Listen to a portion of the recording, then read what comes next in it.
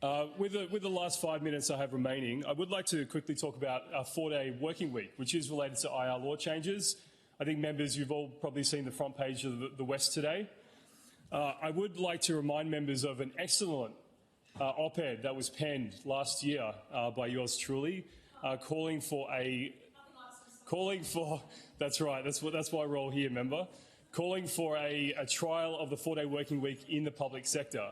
And I would like to just say that if the government had listened to me at the time, potentially we'd have a different headline. Maybe we've got another cane toad or a premier sitting on a throne or a Scrooge McDuck in the money bin, instead of the backlash that the government is facing and having to negotiate with the unions.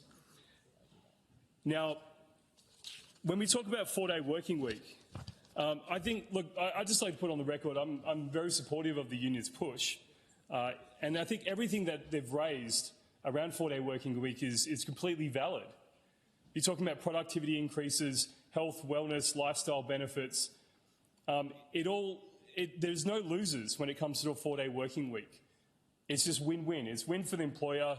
It's a win for the employee. And I think that is something that is lost in translation. I think the knee-jerk reaction here, sorry, remember, I don't have time for interjections.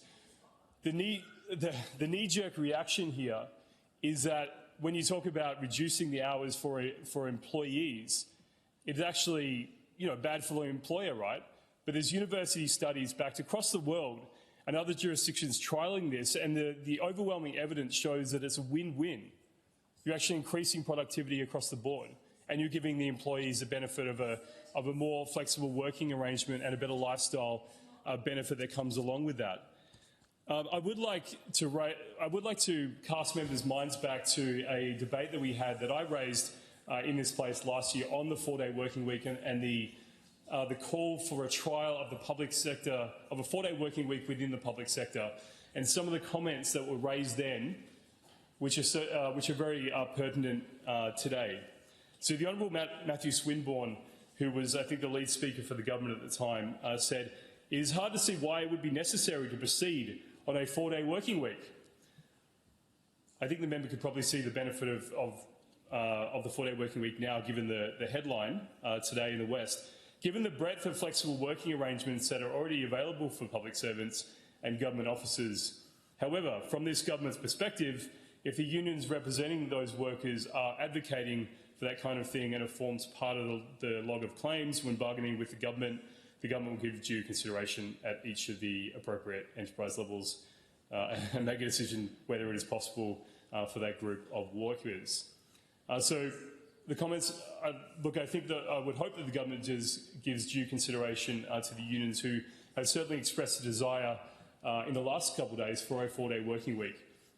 The Honourable Matthew Swinburne went on to say, "The government's position is that it is not opposed to a 4-day working week. If unions are keen to pursue that through bargaining, the government will take that on board." Well, I hope the government will take that on board. I hope the government is open to the possibilities of coming to the table and following the evidence and the community sentiment around adopting 4-day working week. The Honourable Kate Doust, you were interjecting today. You were interjecting. You were. I'm going to read out your interjection from the motion. Thank you for interjection. Now I'm going to talk about your previous interjection. Member, I was just going. This is your original interjection. Member, I was just going to ask, are you sort of making some assumptions that government workers automatically want a 4-day working week? I mean, how do you assess the demand for that type of change? I think the front page has shown us that type of demand. I think it's quite clear.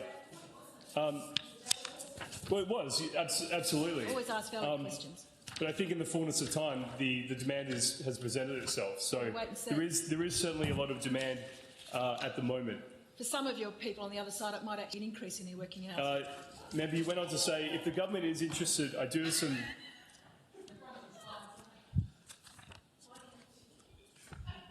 I'm just going to ignore you. In the last minute I have remaining... Tucker, that's really good advice that you just gave yourself. Address me. President. The Honourable Wilson Tucker. Look, in the last minute, I would like to say, if the government is interested in bargaining with the unions and coming to an agreement. I do have two excellent reports that were penned by students through the student research program who looked at the trialling the 4-day working week within the WA public sector. They are excellent reports. I'm here to serve. I'm here to help. If the government is serious about moving this forward, I can steer them in the right direction. And there is a wealth of evidence in other jurisdictions. I believe Portugal, Scotland as well, is looking at trialling this in the public sector.